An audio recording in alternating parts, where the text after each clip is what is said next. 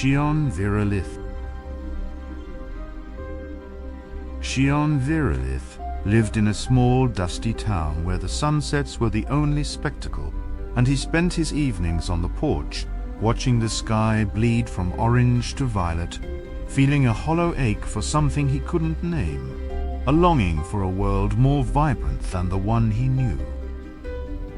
One evening, a paper bird, intricately folded from what seemed like light itself, fluttered through his window.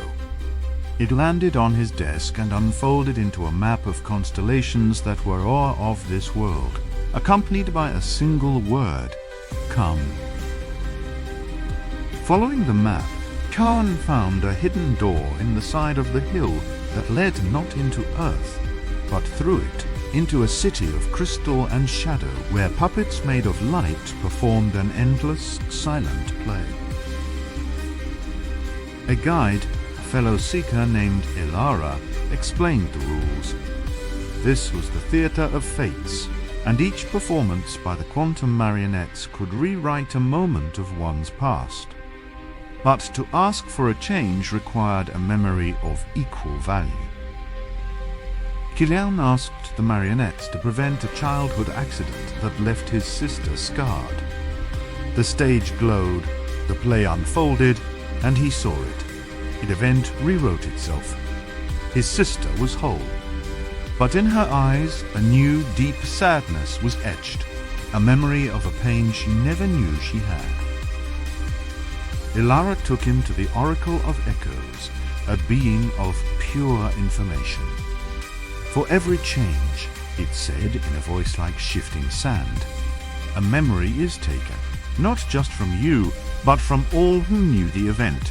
The one you change loses the memory of the pain, but gains the phantom of it. Hollow, unknowable grief. Returning home, Chion found his sister, her face unblemished, but her eyes held no recognition of him, only a polite, distant warmth. The memory of their shared childhood, the very thing that bound them, was gone from her.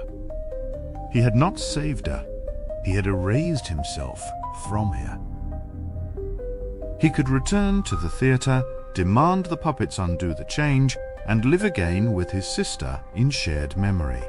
Or he could let the change stand and live in a world where he was a stranger to the one he loved most.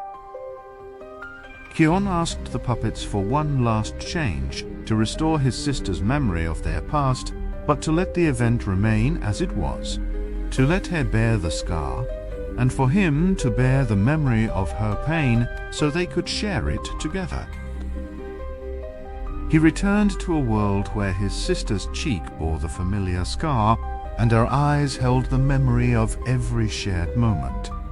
The world was the same, but he was irrevocably changed, a man who knew the cost of a wish and the value of a shared past.